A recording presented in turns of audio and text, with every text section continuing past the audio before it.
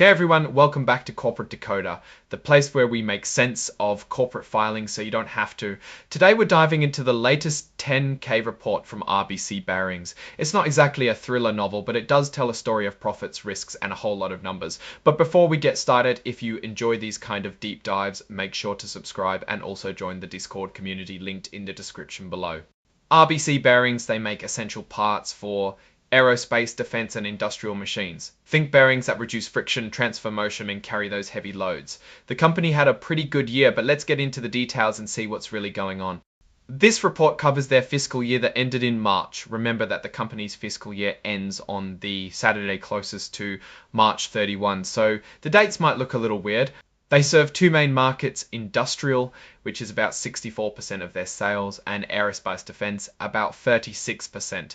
They sell to big names like Caterpillar and Boeing. Now, before we jump into the fun stuff, let's talk about the risk factors. It is where they tell you all the things that could go wrong. These aren't just random worries. These are real issues that could affect the company's performance. One big one is about maintaining effective internal controls over financial reporting. Now, this might sound like accounting jargon, but it's super important. It means they need to make sure their numbers are accurate and reliable. They had a material weakness a couple of years ago, so they had to restate their financial statements. They said they fixed it, but you never know if it could happen again.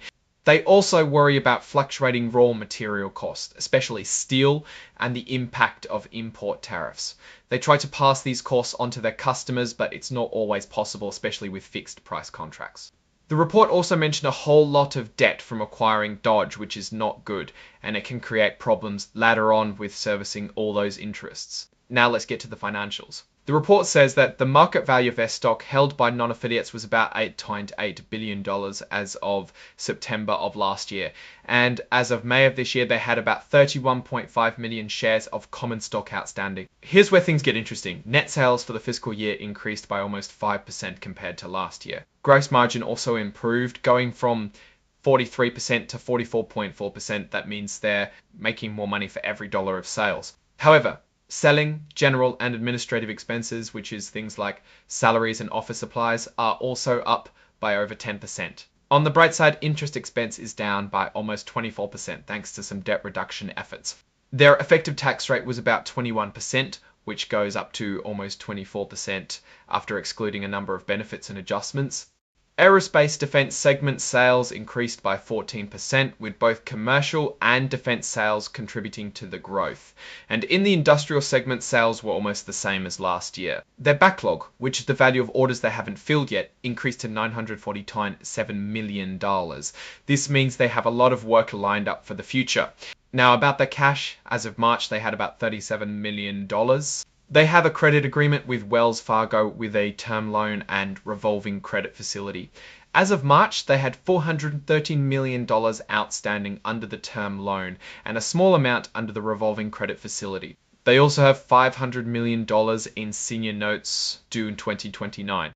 To manage interest rate risk, they've entered into an interest rate swap, which helps them fix a portion of their variable rate interest expense. They've also used a cross-currency swap to hedge against currency fluctuations, which is smart since they operate internationally. The company generated cash of $293.6 million from operating activities, and for investing activities, they used about $50 million.